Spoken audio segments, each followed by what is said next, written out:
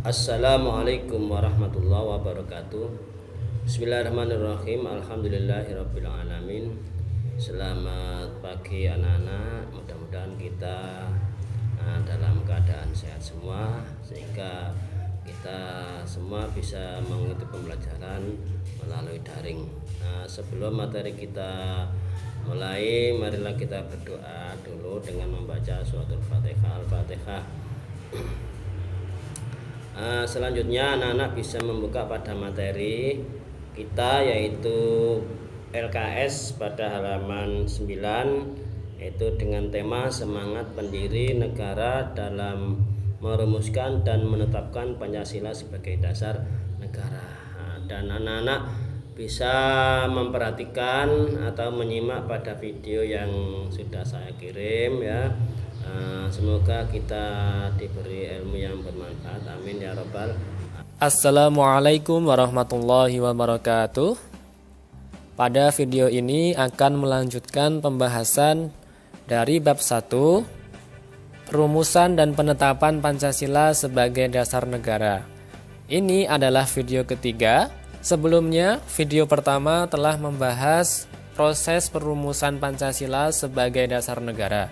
Kemudian video yang kedua sudah dibahas proses penetapan Pancasila sebagai dasar negara. Kemudian yang ketiga, video ini akan membahas semangat pendiri negara dalam merumuskan dan menetapkan Pancasila sebagai dasar negara. Untuk itu, mari kita lihat dulu kompetensi dasar dari video ini. Seperti biasa ada 4 kompetensi dasar. Pertama, kompetensi sikap spiritual. Kemudian yang kedua adalah sikap sosial, yang ketiga adalah pengetahuan, dan yang keempat adalah keterampilan. Dari KD ini, harapannya dari pembelajaran kali ini kalian bisa melakukan hal-hal ini. Pencapaian kompetensi pengetahuannya diharapkan kalian bisa menunjukkan semangat komitmen para pendiri negara dalam merumuskan dan menetapkan Pancasila sebagai dasar negara. Langsung saja kita mulai. Untuk materi kali ini kita mulai dari nilai semangat pendiri negara. Semangat kebangsaan juga disebut sebagai nasionalisme dan patriotisme.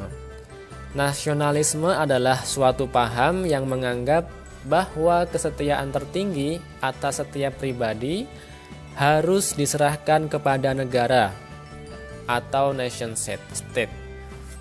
Ada 2 jenis pengertian nasionalisme, yaitu nasionalisme dalam arti sempit dan nasionalisme dalam arti yang luas. Nasionalisme dalam arti yang sempit disebut juga dengan nasionalisme negatif karena mengandung makna perasaan kebangsaan atau cinta terhadap bangsanya yang sangat tinggi dan berlebihan. Sebaliknya, memandang rendah terhadap bangsa lain. Lanjut. Nasionalisme dalam arti sempit tadi disamakan dengan chauvinisme. Hal ini pernah dipraktikkan oleh Jerman pada masa Hitler tahun 1934 hingga 1945. Ia menganggap Jerman di atas segala-galanya. Kemudian jenis nasionalisme yang kedua adalah nasionalisme dalam arti luas atau yang berarti positif. Nasionalisme dalam pengertian ini adalah perasaan cinta yang tinggi atau bangga terhadap tanah air dan tidak memandang rendah bangsa lain. Saat mengadakan hubungan dengan negara lain, selalu mengutamakan kepentingan bangsa dan negara serta menghormati kedaulatan negara lain. Ternyata nasionalisme itu ada 2, jadi ada yang sempit, ada yang luas. Seharusnya yang kita miliki adalah nasionalisme dalam arti yang luas atau yang positif. Artinya, kita tetap mencintai negara kita bangga terhadap negara kita, tetapi juga tidak memandang rendah bangsa lain. Itulah yang seharusnya kita miliki. Baik. Selain itu ada juga patriotisme. Patriotisme berasal dari kata patria yang artinya tanah air. Kata patria kemudian berubah menjadi kata patriot yang artinya seseorang yang mencintai tanah air. Oleh sebab itu, Patriotisme berarti semangat cinta tanah air atau sikap seseorang yang bersedia mengorbankan segala-galanya untuk mempertahankan bangsanya. Sikap ini muncul setelah lahirnya nasionalisme. Namun, antara nasionalisme dan patriotisme umumnya diartikan sama. Jadi, banyak yang mengartikan bahwasanya patriotisme dengan nasionalisme itu adalah sesuatu yang sama. Kemudian jiwa dan semangat 45. Jiwa patriotisme telah tampak pada sejarah perjuangan bangsa Indonesia. Jiwa dan semangat bangsa Indonesia untuk merebut kemerdekaan sering juga disebut sebagai jiwa dan semangat 45. Adapun hal-hal yang terkandung dalam jiwa dan semangat 45 diantaranya adalah pro patria atau primus patrialis, artinya mencintai tanah air dan mendahulukan kepentingan tanah air. 2. Jiwa solidaritas dan kesetiakawanan dari semua lapisan masyarakat terhadap perjuangan kemerdekaan. 3. Jiwa toleransi atau tenggang rasa antar agama, antar suku, antar golongan, dan antar bangsa. 4. Jiwa tanpa pamrih dan bertanggung jawab. 5. Jiwa kesatria dan kebesaran jiwa yang tidak mengandung balas dendam. Ini merupakan hal-hal yang terkandung dalam jiwa dan semangat 45. Jika kalian memiliki hal-hal ini, maka artinya kalian memiliki jiwa dan semangat 45.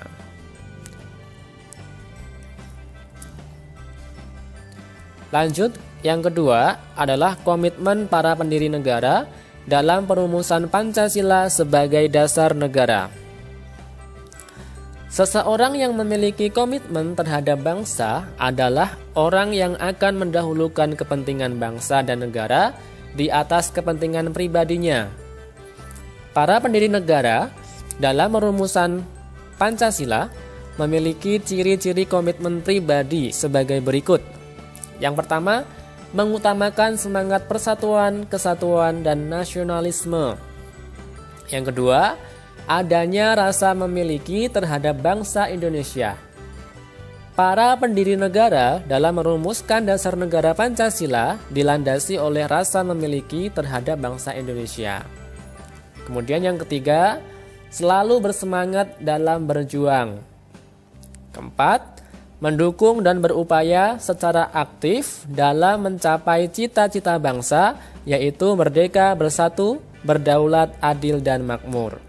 Kemudian yang keempat, melakukan pengorbanan pribadi dengan cara menempatkan kepentingan negara di atas kepentingan pribadi serta mendukung keputusan yang menguntungkan bangsa dan negara.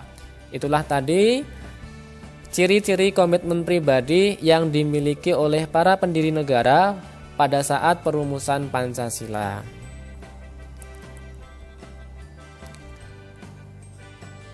Dan itu terlihat pada saat sidang BPUPKI maupun sidang PPKI. Seperti kita ketahui bahwasannya para pendiri negara lebih mengutamakan kepentingan nasional.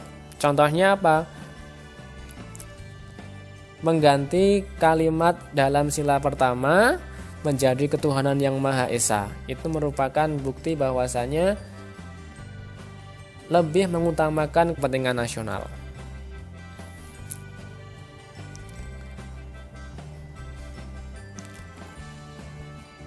Sebagai siswa dan generasi muda, tentu kalian juga harus memiliki komitmen dalam berbangsa dan bernegara. Komitmen berbangsa dan bernegara bagi generasi muda salah satunya dengan menerima Pancasila sebagai dasar negara yang dibentuk oleh para pendiri. Pancasila sebagai dasar negara kesatuan Republik Indonesia sudah final. Bersifat final karena telah menjadi kesepakatan nasional atau konsensus yang diterima secara luas oleh seluruh rakyat Indonesia. Dulu pada waktu pembentukan dan pengesahan dasar negara itu juga telah diwakilkan oleh para anggota PPKI dan BPUPKI, di mana kedua badan itu sudah mewakili seluruh rakyat Indonesia karena terdiri dari berbagai macam golongan rakyat pada saat itu. Sehingga Pancasila saat ini telah bersifat final, artinya tidak bisa dirubah lagi dan sudah menjadi kesepakatan bersama bahwasanya Pancasila menjadi dasar negara Indonesia. Itu saja untuk materi kali ini. Jika ada pertanyaan silahkan dicantumkan dan didiskusikan dalam grup kelas. Wassalamualaikum warahmatullahi wabarakatuh.